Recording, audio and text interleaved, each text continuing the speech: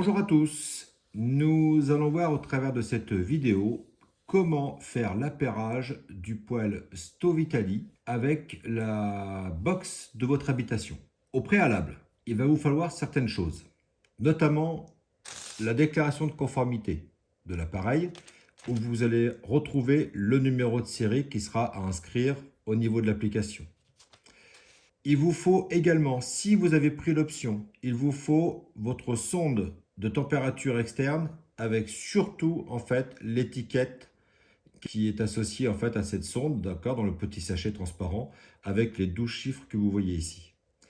Et pour finir donc votre téléphone portable. Nous verrons par la suite la différence qu'on va avoir en fait entre le système iOS de chez Apple et le système Android que vous pouvez retrouver sur les Huawei, les Samsung, etc. Dernière chose en fait dont vous avez besoin également pour faire cet appairage, vous avez besoin de votre clé Wi-Fi, d'accord, le code de sécurité Wi-Fi de votre box. Donc voilà, nous allons pouvoir maintenant démarrer l'appairage de votre appareil avec le poêle Stovitali et la box bien évidemment. Comme j'ai évoqué tout à l'heure, deux cas distincts, d'accord? Soit système iOS A de chez Apple, comme nous avons ici, soit système Android. Si vous êtes sur le système Android, je rappelle Samsung, Huawei, vous devez tout d'abord désactiver les données mobiles de votre téléphone portable. Sinon, cela ne fonctionnera pas. Donc, système Android, on désactive tout d'abord les données mobiles du portable. Une fois que c'est fait, dans les deux cas de figure, Android ou système iOS de chez Apple, vous allez dans vos paramètres de connexion Wi-Fi de votre téléphone portable.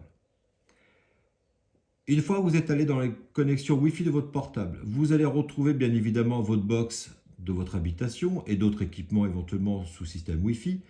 Et vous allez retrouver également, comme ici, Stove NeedConf. Dans tous les cas, quand l'appareil en fait sort d'usine, voilà, votre carte est toujours sous l'appellation, le carte Wi-Fi du poêle est toujours sous l'appellation Stove NeedConf. Vous venez donc vous connecter sur le Stove NeedConf. Vous attendez que la connexion s'établisse, comme c'est le cas ici.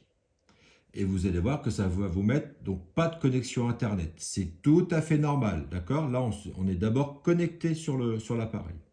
Donc, comme vous le voyez, nous sommes donc connectés sur le poêle, d'accord? Et là, ça nous inscrit donc pas de connexion Internet, c'est tout à fait normal. Petite parenthèse, attention à la distance que vous allez avoir entre le poêle et votre box. Ça, c'est très important. Si vous avez votre box qui se situe à quelques mètres, 3, 4, 5 mètres de l'appareil, ça ne posera aucun problème. Si par contre votre box est située dans un cellier où il y a des murs, etc., attention, on risque d'avoir en fait un problème de connexion entre le poêle et la box. Donc là, il sera peut-être préférable d'utiliser un répéteur Wi-Fi. Donc, maintenant nous sommes connectés. Donc là, nous allons pouvoir donc ouvrir l'application que nous avons au préalable téléchargée. Attention, lorsque vous avez téléchargé l'application pour la première fois, vous avez une première page et une deuxième page qui vous demande l'autorisation de la géolocalisation. Surtout, acceptez la géolocalisation, sinon ça ne fonctionnera pas. Donc maintenant que nous avons notre application, nous allons cliquer et voir sur la première page d'accueil, Setup, Scan, et tout en bas, vous avez en rouge Avancer. Nous sommes donc bien sur le premier appairage, d'accord? Donc, vous oubliez Setup, vous oubliez Scan, et vous allez sur Avancer. Là, vous avez un petit logo vert en fait qui apparaît. Ça veut dire quoi? Ça veut dire que mon téléphone portable est bien en lien direct avec l'appareil Stovitali. Donc là, vous continuez, vous faites avancer. Et là, vous voyez en fait 3 lignes à renseigner qui s'affichent. La toute première ligne, vous avez code. Là, vous devez inscrire le numéro de série de votre poêle. Numéro de série que vous retrouvez, comme on l'a vu tout à l'heure, que vous retrouvez sur la déclaration de conformité. Donc nous allons reprendre ce numéro de série de cet appareil. Alors prenez bien le temps à chaque fois d'inscrire les éléments, hein.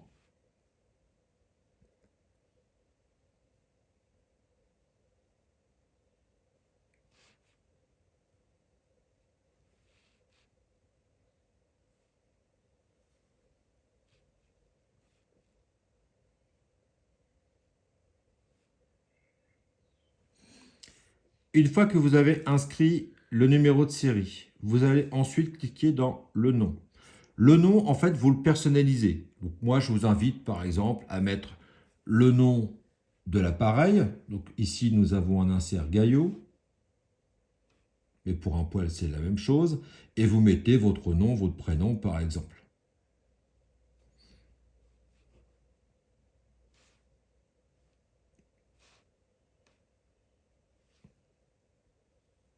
Voilà. Troisième ligne.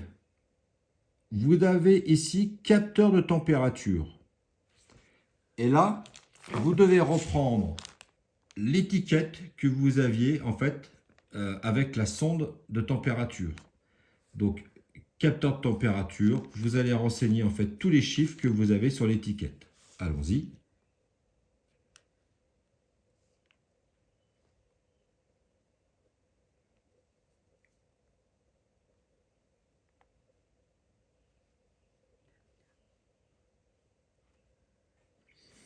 Voilà, donc là, nous avons renseigné l'ensemble en fait des chiffres et des lettres en fait qui figurent sur l'étiquette de la sonde déportée. Une fois que vous avez rempli tous ces champs, vous venez cliquer par exemple, vous voyez sur la partie noire à côté de Stovnin-Conf ici pour enlever le clavier et vous retrouvez donc avancer. Et là, nous allons faire avancer. Deuxième page, donc là ce coup-ci, pour faire la connexion sur la box. SSID, hein, donc c'est votre routeur, c'est votre box. Vous allez cliquer sur la petite loupe. Ça vient vous chercher en fait l'ensemble des box que vous avez autour de vous. Donc vous venez sélectionner bien évidemment votre box. D'accord? Ça rentre ici automatiquement. Et vous venez ensuite renseigner le password, donc la clé Wi-Fi, la clé de protection de votre système Wi-Fi de votre habitation. D'accord?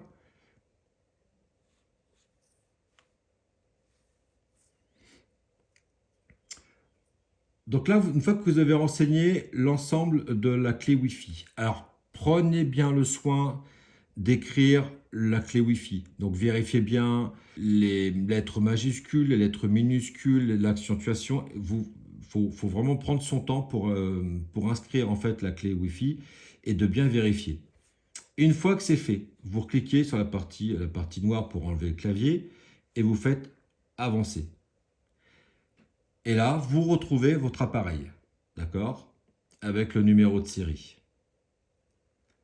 N'appuyez pas tout de suite le carré rouge où se retrouve votre poêle.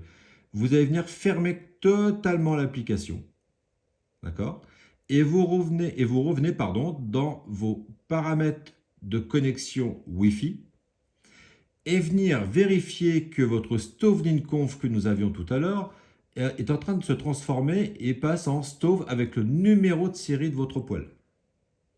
D'accord? Donc là, la prochaine actualisation de la Wi-Fi, vous allez voir que Stovnin-Conf va complètement disparaître et nous n'aurons plus que Stove avec le numéro de série. Donc là, on va aller un peu plus vite. On va cliquer directement sur Stove. Même cas, donc là, nous sommes connectés.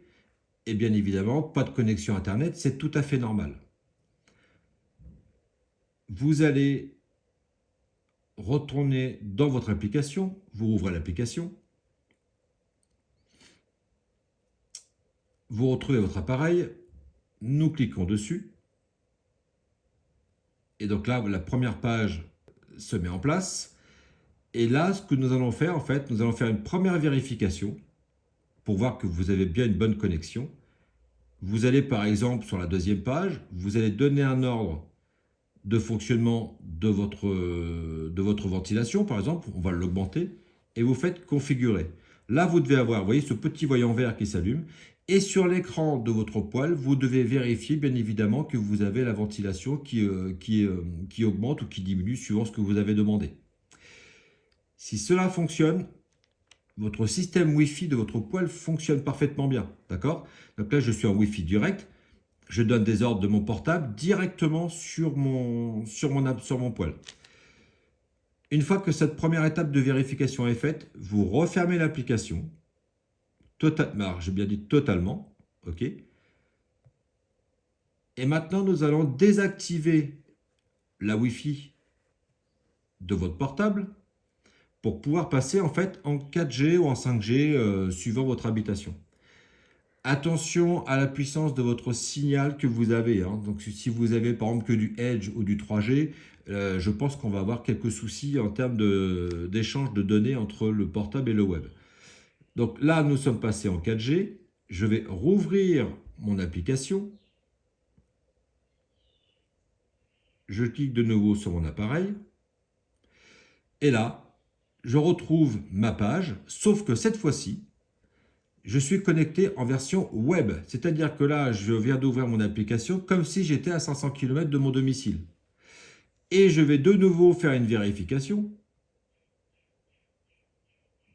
Par exemple, en diminuant cette fois-ci ma ventilation, je fais configurer, petit voyant vert, et là, je constate effectivement sur l'écran du poêle qu'il y a eu une évolution de la ventilation qui a été faite par le téléphone portable.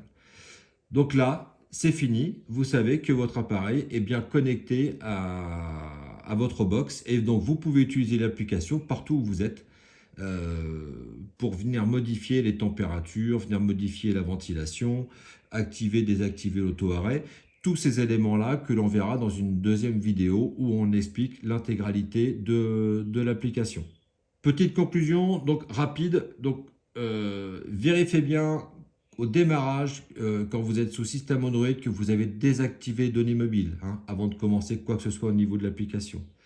Vérifiez bien que vous avez bien le numéro de série à portée de main. Vérifiez bien que vous avez bien la bonne clé Wi-Fi de votre box. Et puis surtout, pensez bien à l'utilisation de cette petite étiquette pour entrer les différents codes de la sonde. Donc là, nous avons fait l'appairage. Maintenant, ce qu'il faut penser à faire, c'est d'allumer la petite sonde, d'accord? Ici, on-off. C'est un bouton d'activation. C'est-à-dire que quand vous appuyez dessus, en fait, vous allumez une bonne fois pour toutes la sonde qui va émettre en fait jusqu'à épuisement des piles, c'est-à-dire au bout de 2-3 ans environ. Donc là, on vient appuyer et vous avez une petite lumière bleue qui s'affiche, donc difficilement visible ici, qui s'affiche et qui vous dit en fait que votre sonde est bien en activité. Vous attendez 2 à 3 minutes, d'accord? C'est le temps d'initialisation de la sonde et le temps qu'elle envoie en fait les données de température. Et vous allez voir qu'au bout de 2-3 minutes, vous allez vous retrouver avec capteur de température extérieure. Vous voyez ici la température 18. Avant les 2 minutes, vous allez certainement avoir en fait température 0, d'accord? 0 degré. Prenez un peu de patience, attendez 2 à 3 minutes et automatiquement, vous allez voir, votre température va s'afficher ici.